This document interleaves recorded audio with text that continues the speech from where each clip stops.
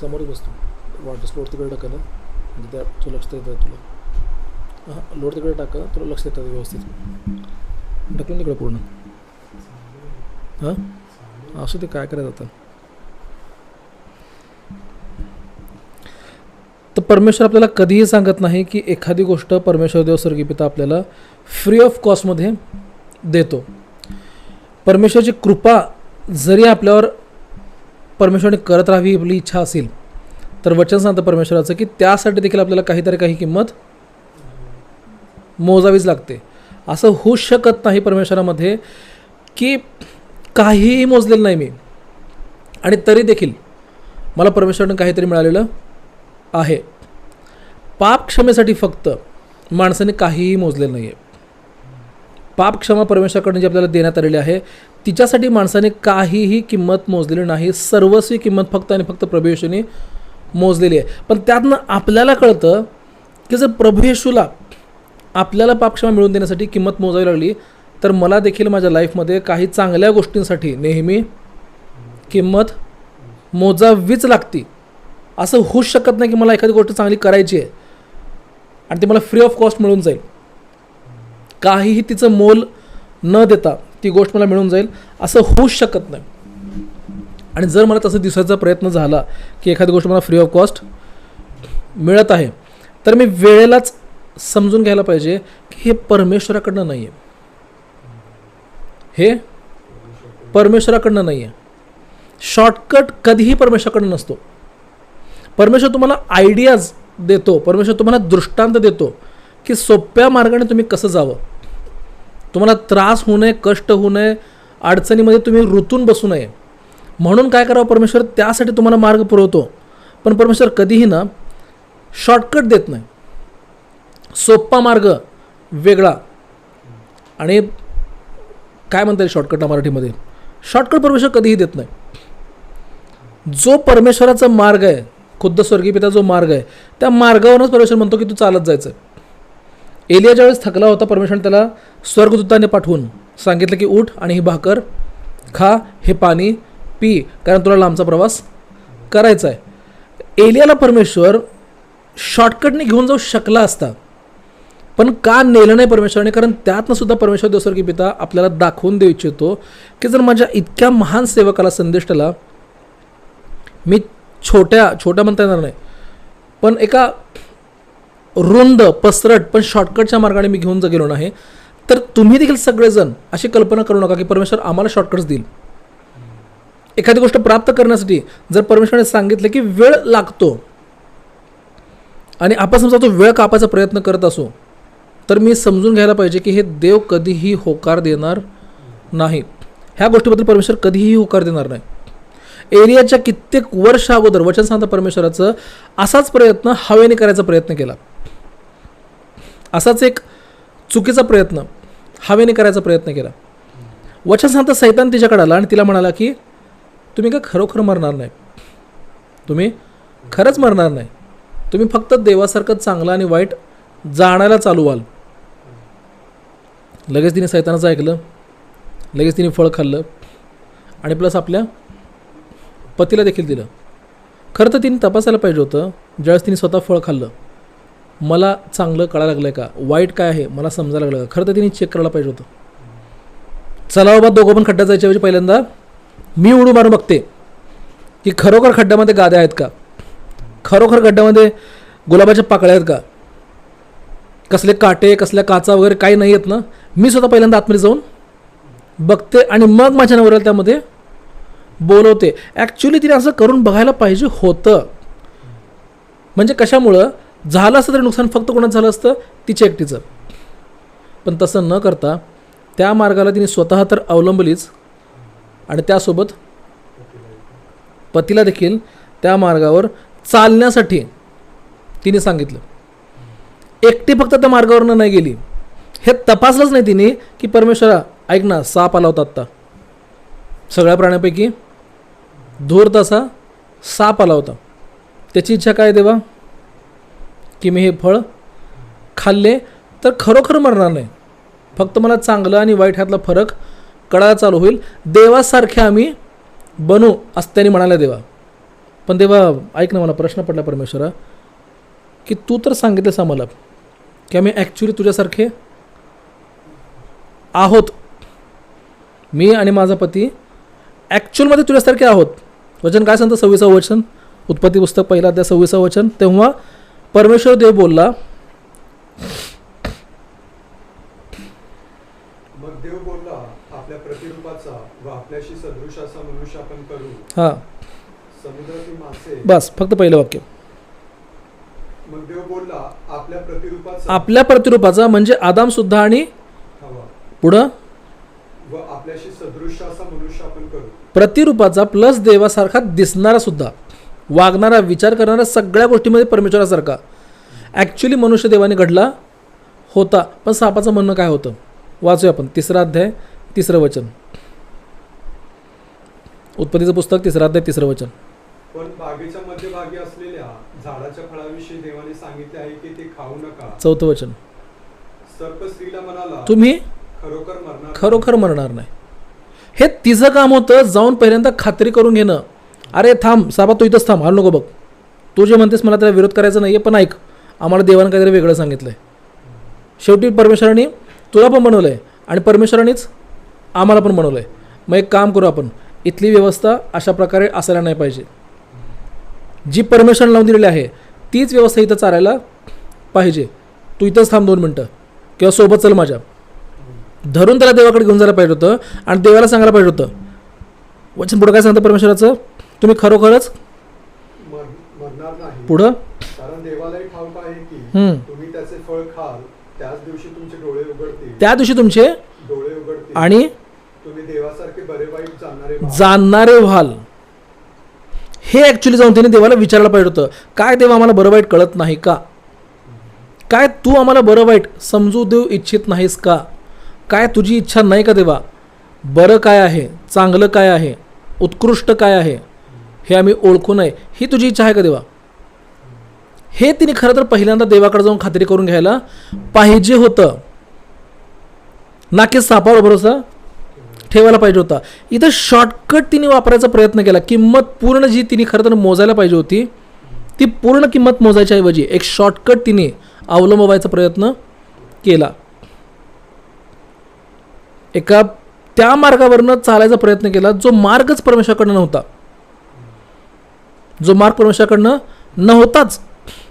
त्याच्यावरनं जायचा प्रयत्न केला, त्याच्यावरनं चालायचा प्रयत्न केला आणि सरते शेवटी वचन सांगतं की त्या दोघांनाही कळालं की आपण नग्न आहोत.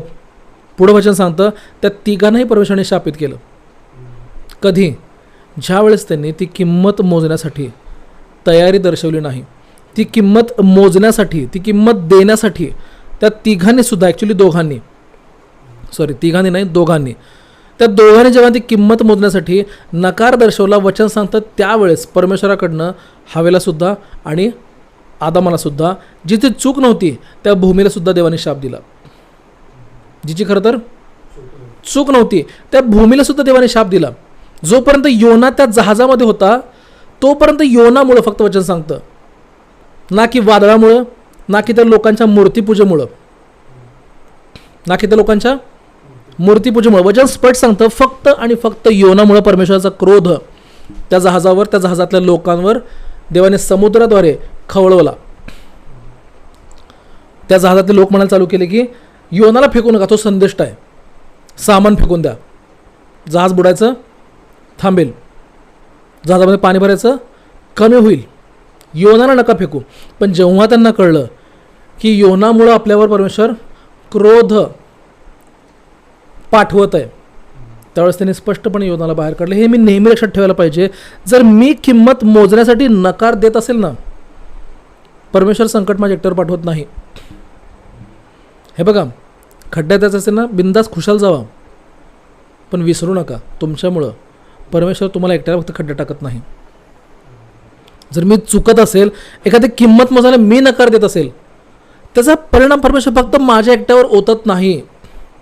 24व्या अध्यायामध्ये परमेश्वराचं वचन सांगतं देवाने मरी संपूर्ण गावावर पाठवली होती, एकट्या दाविदावर नाही. 2 शमूएल 24मध्ये परमेश्वराने संपूर्ण इस्रायल देशावर मरी पाठवली होती, ना की फक्त दाविदावर. चूक कोणाची होती, कोणती होती, काय होती, आज आपल्याला ते बघायचं नाही, पण हे समजून घ्यायचं आपल्याला परमेश्वरामध्ये आज, की किंमत मोजावीच लागते. जर एखादी चांगली गोष्ट परमेश्वराकडे आपल्याला पाहिजे, किंमत मोजावीच लागते. असं होऊच शकत नाही की मी किंमत मोजलेली नाही आणि तरी देखील परमेश्वर मला काहीतरी चांगलं द्यायला सुरुवात केली, असं होऊच शकत नाही. वचन सांगतं परमेश्वर काल, आज आणि युगानुयुग सारखा आहे. तो कधीही बदलणारा नव्हे. सर्व काळ त्याचं वचन टिकून राहतं. नीतिसूत्र सांगतं गवत सुकतं फुल कोमेजतं, पण आमच्या परमेश्वराचं वचन सर्व काळ राहतं. त्याचा अर्थ की परमेश्वर कधीही बदलत, मग बदलायचं ते कोणाला? आपल्याला. परमेश्वर आता आपल्याला हे समजून घ्या म्हणून सांगत आहे, कोणत्याही चांगल्या गोष्टीला हात घालताना पहिल्यांदा देवाकडे विचारणा करायची, पहिल्यांदा देवाकडनं मार्गदर्शन प्राप्त करायचं की ह्याबद्दल देवा मी काय किंमत मोजू, तुझी इच्छा काय आहे परमेश्वरा. दावीदाला ॲक्च्युली वचन सांगतं परमेश्वराचं, आपण वाचूया 24वा अध्याय त्याचं 10वं वचन. 2 शमूएल 24वा अध्याय त्याचं 10वं वचन. प्रजेची मोजदाद केल्यावर दाविदाचे पण त्याला खाऊ लागले. बस, देवाने त्याला सांगितलं नव्हतं की तू इस्रायलाच्या लोकांची मोजदाद कर. 8वं वचन. ते देशभर चौकडे फिरून 9 महिने 20 दिवसांच्या अंती 5वं वचन. त्यांनी यार्दनेपलीकडे जाऊन. बस, 3रं.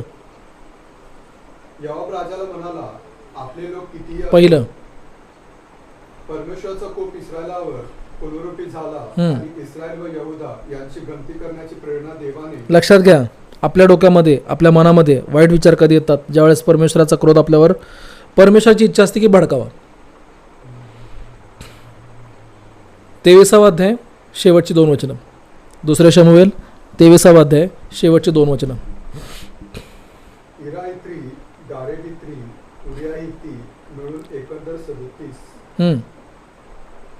24वा अध्याय पहिलं वचन. परमेश्वराचा कोप इस्रायलावर पुनरुत्थी झाला म्हणून देवाने दाविदाच्या मनामध्ये कशाची? वाच पुढं वचन. आणि इस्रायल व यहुदा यांची गंती करण्याची प्रेरणा देवाने त्यांच्या विरुद्ध दाविदाला केली. देवाने त्यांच्या विरुद्ध दाविदाला केली.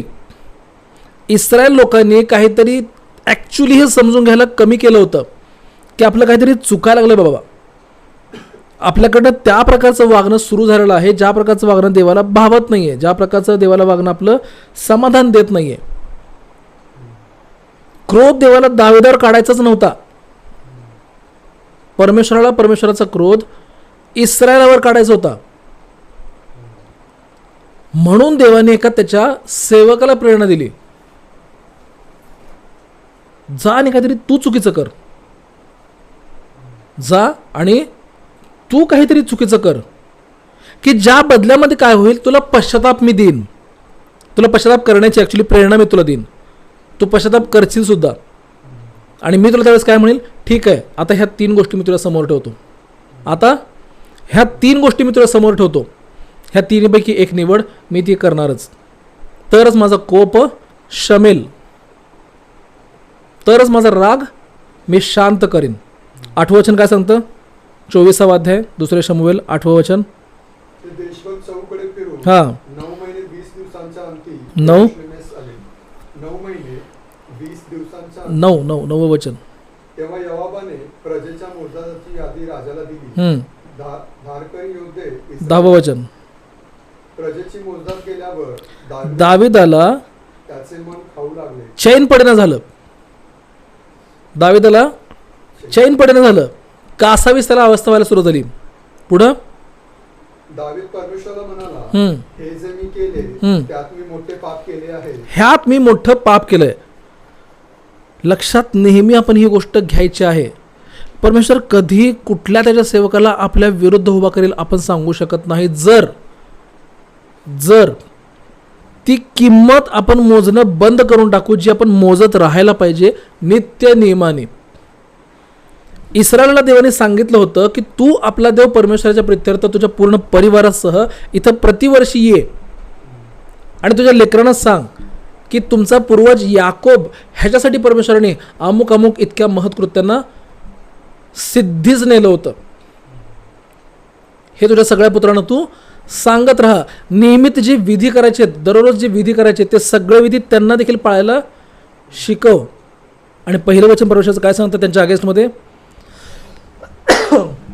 परमेश्वराचं कोप इस्रायलावर पुनरपी, चा अर्थ आणखी एकदा, चा अर्थ तेव्हा परमेश्वराने इस्रायलावर त्याचा क्रोध भडकवलाय जेव्हा इस्रायलाने परमेश्वरासमोर आपलं अंतःकरण कठीण केलंय.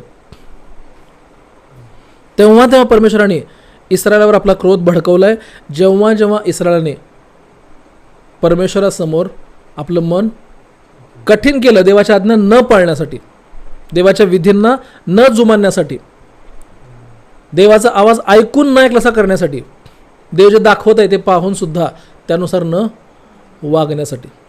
जेव्हा इस्रायलाने आपलं मन कठीण केलं ना, वचन सांगतं परमेश्वराचं की तेव्हा देवाने त्यांच्यावर परमेश्वराचा कोप येऊ दिलाय. ही समजून घ्यायची गोष्ट आहे खरं तर. इस्रायल लोकांनी गोष्ट खरं तर समजून घ्यायला पाहिजे होती. 11 वचन काय सांगतं? दावीद पहाटे सुटला हा, तेव्हा त्याचा द्रष्टा जो गाद नावाचा संदेष्टा त्याला परमेश्वराचे वचन प्राप्त झाले की हा, जा दाविदाला सांग, परमेश्वर म्हणतो मी तुझ्या पुढे 3 गोष्टी ठेवतो. मी 3 गोष्टी तुला देतो, त्यातली एक तुला निवडावीच लागणार आहे जर माझा कोप क्षमावश तुझी इच्छा असेल तर. आणि त्यातली एक गोष्ट होती, वाचूया पुढे आपण. तेव्हा गादाने दाविदाकडे जाऊन त्याला हे सांगितले. त्याने त्याला विचारले, तुझ्या देशात 7 वर्ष दुष्काळ पडावा किंवा 3 महिने तुझे शत्रू तुझा पाठलाग करीत असताना तू त्यांच्या पुढे पळत राहावे किंवा तुझ्या देशात 3 दिवस मरी यावी, याचा चांगला विचार कर. दाविदाने ही गोष्ट समजून घेतली नाही. तो भाग दुसरा, तो विषय वेगळा, पण मुख्य विषय असा, 3 दिवसामध्ये परमेश्वराने मरी पाठवली खरी. 24 वचन काय सांगतं? राजा अरवानाला म्हणाला की तुम्हाला जमीन विकत दे, कारण आता मरी अख्ख्या देशभर पसरली. कितीतरी लोक मारले चाललेत, कितीतरी लोक मारले चाललेत परमेश्वराकडनं. मला जमीन घेऊ दे तुझ्याकडनं विकत, तिचं मोल मला देऊ दे, कारण तोपर्यंत मला परमेश्वराकडनं ते मिळवता येणार नाही जे मला मिळवायची इच्छा आहे. अरवानाला नंतर त्याने तयार केलं, मनवलं, जमीन विकत घेतली, होम बली केली, शांतरपणे केली, मग जाऊन परमेश्वराचा क्रोध शमला, असं वचन 25व्या वचनामध्ये सांगतं. आपल्याला परमेश्वरामध्ये ही गोष्ट नेहमी लक्षात घ्यायची आहे. काय मी एखादी गोष्ट सुरुवात चांगली करू इच्छित आहे का? काय मी एखादी चांगली गोष्ट माझ्या लाईफसाठी, माझ्या घरच्यांच्या लाईफसाठी, चर्चमधल्या परमेश्वराच्या लेकरांसाठी, मंडळीसाठी काय मी चांगलं करू इच्छिते का एखादं काम? जर उत्तर असेल होय, तर लगेच मी समजून घ्यायला पाहिजे त्यासाठी 100% परमेश्वर एक किंमत माझ्याकडनं मागणार. त्यासाठी परमेश्वर देव स्वर्गीय पिता 100% माझ्याकडून एक किंमत मागणार. ती किंमत जर मी फेडायला चुकलो तर मला ती गोष्ट परमेश्वराकडनं मिळू शकत, उलट शाप मात्र मिळतो. जे काही मी अपेक्षा करत आहे परमेश्वराकडनं मिळण्याची ते तर मिळणारच नाही, पण शाप मात्र मिळेल. हे आपल्याला समजून घ्यायचं आहे परमेश्वरामध्ये की ज्या वेळेस एक चांगली गोष्ट आपल्या प्रत्येकाच्या लाईफसाठी, चर्चमधल्या परमेश्वराच्या लेकरांच्या लाईफसाठी किंवा बाहेरच्या लोकांच्या लाईफसाठी आपण करायचा निर्णय करतो. काही लोक बघा इतरांच्या फॅमिलीसाठी जास्त प्रार्थना करतात, कारण सांगितलेलं असतं प्रार्थनेचं प्रमाण कसं ठेवा, स्वतःसाठी कमी, इतरांसाठी अधिक. म्हणून काय करतात, इतरांच्या फॅमिलीसाठी प्रार्थना करायला सुरुवात करतात, करत देखील राहतात, पण लक्षात घेत नाहीत की इतरांच्या फॅमिलीसाठी प्रार्थना करून ते ॲक्च्युली चांगलं काम करत आहेत का वाईट काम करत आहेत? तर चांगलं काम करत आहेत. आणि चांगल्या कामाबद्दल आपण आत्ताच शिकलो की किंमत परमेश्वर नेहमी मागतो. एखाद्या चांगल्या कामाला पूर्ण करण्यासाठी नेहमी परमेश्वर त्याच्या लेकरांकडनं, ज्या लेकराची इच्छा असते की मी हे चांगलं काम करावं, त्या लेकराला परमेश्वर नेहमी किंमत मागतो. ही लेकरं विसरून जातात गोष्ट, आणि नंतर त्यांना कळतं अरे त्या दिवसापासून माझ्या जीवनामध्ये अडचणी भयानक रूपाने वाढल्यात, भयानक वेगाने वाढल्यात, ज्या दिवसापासून मी दुसऱ्यांच्या कुटुंबासाठी प्रार्थना सुरू केल्यात. लक्षात घ्या, तोपर्यंत आदामाला आणि हवेला कधीही सैतान येऊन डिवचला नाही जोपर्यंत परमेश्वराने आदामाला आज्ञा दिली नाही. तोपर्यंत सैतान आदामाकडे येऊन आणि हवेकडे येऊन कधी त्यांना पापामध्ये पाडायचा प्रयत्न केला नाही, जोपर्यंत परमेश्वराने त्यांना आज्ञा आपल्या मनामध्ये वचन सांगतं. इतरांच्या फॅमिलीसाठी, इतरांच्या परिवारातल्या व्यक्तींसाठी आपण प्रार्थना करायची इच्छा का मनामध्ये आणतो माहिती? कारण ती देव आपल्या मनामध्ये इच्छा घालत असतो. पहिलं वचन आपण परत वाचूया. 2 शमूएल 24 अध्याय पहिलं वचन. परमेश्वराचा कोप इस्रायलावर पुनरुक्ती झाला आणि इस्रायल व यहुदा यांची गंती करण्याची प्रेरणा देवाने त्यांच्या विरुद्ध दाविदाच्या मनामध्ये केली. वचन सांगतंय, मी सांगत नाही, की एखादा जर परमेश्वराला कोप भडकवायचा असेल तरीही परमेश्वर त्याच्या एखाद्या सेवकाला निवडतो, त्याच्या एखाद्या लेकराला निवडतो आणि त्यांच्या मनामध्ये अशा काही कल्पना घालतो, असे काही विचार घालतो की ज्याच्यामुळं देवाला ज्याच्या कुणावर राग काढायचा ना, तो राग देव व्यवस्थित काढू शकतो. आपल्याला वाटतं आपण चुकायला लागलोय, नाही, तू चुकावं ही देवाची इच्छा होती. तू चुकावं ही देवाची इच्छा होती. ॲक्च्युली वचन सांगत नाही की देव कोणाला पापामध्ये पाडतो, पण लगेच परमेश्वराने वचन पुढे सांगतं, दाविदाच्या मनाला कासावीस वाटू दिलं, दाविदाच्या मनाला बेचैन केलं देवाने, त्याच्या मनाला परमेश्वराने शांत वाटू दिलं नाही, त्याच्या मनामध्ये अंतःकरणामध्ये थंडपणा राहिलेला दिसला ना, त्याला अस्वस्थतेला वाटायला चालू झालं. हे सगळं देवाने ॲक्च्युली योजलं होतं. दावीद शिरगंती करावा, त्याला बेचैन व्हायला सुरुवात व्हावी आणि त्याने माझ्याकडे पश्चातापासाठी प्रार्थना करावी. मी माझा संदेष्टा गाद त्याच्याकडे पाठवावा आणि गाद संदेष्टाकडनं मी त्याला 3 चॉईसेस, 3 निवडी द्यावा. त्यापैकी एक निवड असणार 3 दिवस संपूर्ण इस्रायल देशामध्ये मरी येऊ दे. त्या मरीमध्ये ज्याने ज्याने माझा कोप बाहेर काढायचा प्रयत्न केले त्या सगळ्यांना मी मारत असतो. हे ॲक्च्युली देवाने अगोदरच योजून ठेवलं होतं. चेक करा, 3 मरी काय होतं आपण वाचूया. 12 वचन, आय थिंक 24 अध्याय 12 वचन 2 शमूएल. दाविदाला सांग, हा, परमेश्वर म्हणतो, हा, मी तुझ्यापुढे 3 गोष्टी ठेवतो. 3 गोष्टी ठेवतो. पहिली गोष्ट, तुझ्या देशात 7 वर्ष दुष्काळ पडावा का? म्हणजे बघा, त्यात मरणार कोण? नेमकं देव त्यांनाच मारला असता ज्यांनी देवाचा कोप भडकावा अशी कुठं तर मनामध्ये इच्छा व्यक्त केली असतील.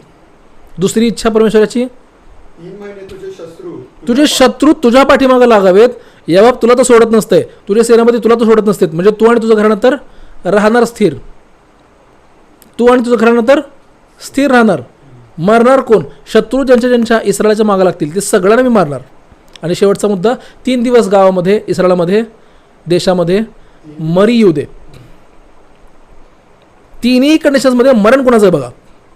त्यांचं ज्यांनी परमेश्वराचा कोप भडकावा म्हणून आपलं अंतकरण कठीण केले. तिन्ही कंडिशन्समध्ये मरण कोणाचं आहे?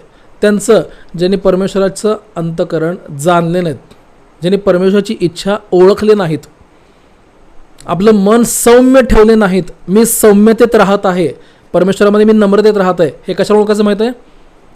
परमेश्वरामध्ये मी नम्रतेने चालत आहे किंवा नाही हे कशावर ओळखायचं?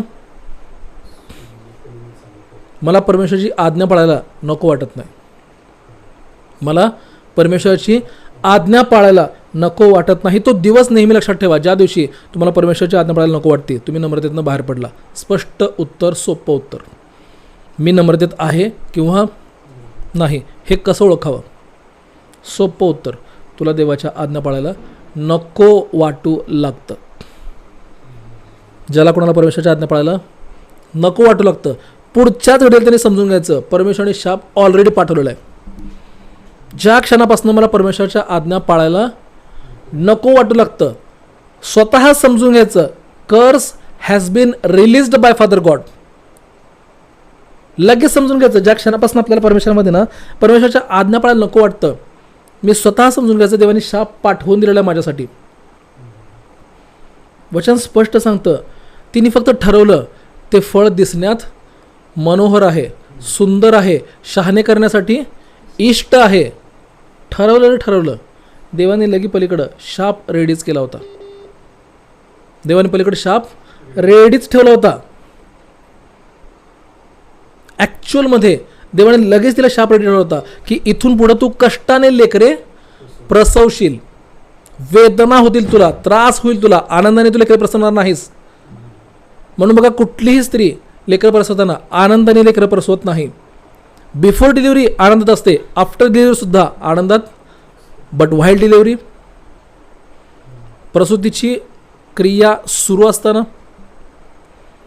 शाप लगेच देवाने तिला तयार ठेवला होता. जसंच तिने आपलं मन नम्र ठेवायचं बंद करायचं ठरवलं, ज्या क्षणापासनं, ज्या मोमेंटपासनं स्वतःला हंबल, परमेश्वरासमोर नम्र ठेवायचं ती नको म्हणाली, तिथनं पुढे त्यासाठी देवाने शाप पाठवून दिला. मी हे नेहमी लक्षात ठेवायचं आहे. आधी नम्रता मग मान्यता देवाने टाइमपासला दिलेलं वचन नाही आहे.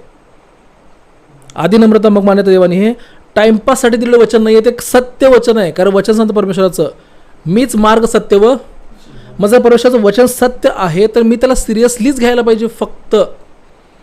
मी फक्त आणि फक्त त्याला गंभीरतेनेच घ्यायला पाहिजे, हलक्याने नाही. योनाला वाटलं हे देव खोटं बोलतंय, आता जा जा म्हणतंय, नंतर परत त्या माणसाला पश्चाताप करायची इच्छा पाठवतोय, ते माणसाचं तारण पण होतंय, आणि परत माणसं काय म्हणतात, हे योना बोला तसं झालंच नाही. अबे ते देवाला कुठं घडवायचं होतं? माणसांचा नाश ही गोष्ट देवाला कुठं घडवायची होती? देवाला काय करायचं होतं? त्यांचं तारण समजून घ्यायला तू कमी पडलास ना. तुला काय पाहिजे होतं? मी बोललो आणि घडलं, हे तुला पाहिजे होतं, पण तू देवाचं अंतःकरण ओळखायला कमी पडला. शेवटी परमेश्वर म्हणतो योनाच्या पुस्तकामध्ये, ती वेल मी उगवली, तिला जमिनीतनं मी उगवलं, तिला आकार वकार रंग रूप मी दिलं, 2 दिवसामध्ये मीच तिला सुकवलं, 2 दिवसामध्ये तिच्यातला जीव मीच काढून घेतला. उगवलं मी, आकार मी दिला, रंग मी दिला, रूप मी दिलं, आणि मारलं सुद्धा मला. खरं तर त्रास व्हायला पाहिजे, कारण सगळं काही त्यासाठी सगळं काही मी केलं आहे. तू काही सुद्धा त्यासाठी केलं नाही, तर तुला एवढा त्रास व्हायला लागला आहे. ज्या वेळेसाठी तू काहीसुद्धा केलं नाही, त्यात तुला एवढा त्रास व्हायला लागला आहे. मग ज्या इतक्या 3000पेक्षा जास्त लोकांसाठी इतके वर्ष मी काहीतरी केलं आहे, त्यांना नाशाकडे जाताना बघून मला काय वाटत असेल? आणि त्याच्याबद्दल तू काय म्हणतो? मारून टाक देवा त्यांना. कसं काय मारू मी त्यांना? 2 दिवसापूर्वीची वेल तुला मेल्यानंतर वाईट वाटलं. 2-2 हजार वर्षापूर्वीचे माझे लेकर आहेत, त्यांचा नाश होताना मला दिसायला लागला आहे. त्यांची संतती चालू आहे, ती नाशाकडे चालली मला दिसायला लागलं आहे. मग मला चांगलं कसं काय वाटत असेल? आणि तू मग इच्छा कसं काय बाळगतोस की मी जे काही बोलेन ते खरं व्हायला पाहिजे? हे समजून घेतलं का देवाकडनं तू, की नेमकं काय किंमत परमेश्वर मागत आहे निनवेला जाण्याची? जर हे त्याने समजून घेतलं असतं तर रुसला नसता देवावर. ज्यावेळेस परमेश्वराने ती वेल मारून टाकली त्यावेळेस तिने रुसला नसता, समजून घेतला असता.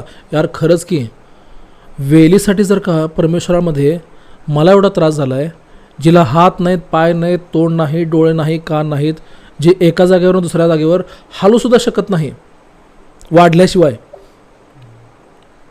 मग ज्या लेकरांना हातपाय देवाने देऊन स्वतःसारखं बनवून, ज्यांना देवाने जन्म दिला आहे, ज्यांना लहानाचं मोठं देवाने होऊ दिलेलं आहे, त्यांनी नाशाकडे जाताना देवाला किती त्रास होत असेल हे ॲक्च्युली त्यांनी विचार करायला पाहिजे होता. देवाची इच्छा होती हा तू विचार कर, पण त्याला काय वाटतं हे असलं तसलं काय नाही. म्हणून वचन सांगतंय आपण प्रत्येक वेळेला समजून घ्यायला पाहिजे देवाची इच्छा काय आहे. हे बघा, देवाचं वचन काय आहे आणि देवाची इच्छा काय आहे, ह्यामध्ये कधी कधी आपण कन्फ्यूज नाही करून घ्यायचं स्वतःला. जुन्या करारामध्ये परमेश्वराचं नियमशास्त्र आहे, नियमशास्त्र परमेश्वराच्या वचनामध्ये इन्क्लुडेड आहे. परमेश्वराचं वचन म्हणजे जुना करार देखील येतो, नियमशास्त्र देखील परमेश्वराच्या वचनामध्ये येतं. पण त्यावेळेस जे दिलं होतं की तुम्ही प्रत्येक वेळेस शांतार्पण करा, होम बली करा, ते वचन आज आपल्याला लागू आहे का?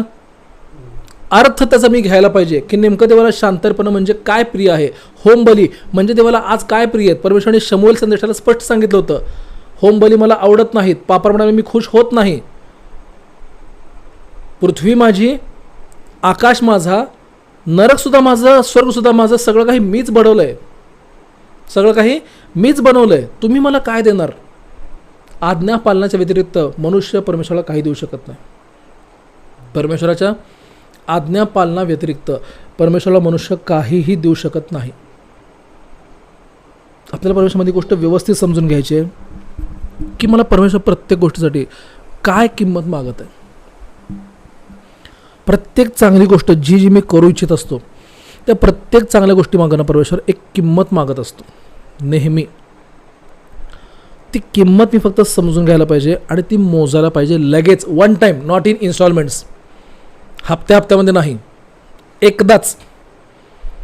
परमेश्वराकडे ती मी मोजून टाकायची असती. त्या बहिणीला तेव्हा क्षमा मिळाली, त्या आई समान असणाऱ्या स्त्रीला देवाने तेव्हा पापासून क्षमा दिली जेव्हा तिने देवाचं वचन मान्य केली, जेव्हा तिने ऐकली परमेश्वराचं वचन, जा आणि पुन्हा पाप करू नको, नंतर उठली आणि गेली, रडत तिथे बसली ना त्या पाय पकडून, नाही असं नको बोलू रे येशू, मला खरंच क्षमा कर, मी क्षमा करण्यासाठी क्षमा मिळवण्यासाठी मी इथं आले वगैरे, टाइमपास करत बसली नाही. तर शब्द तिने गंभीरपणे घेतला, प्रभू येशूच्या शब्दाला तिने गंभीरपणे स्वीकार केलं आणि तिथून उठून निघून गेली.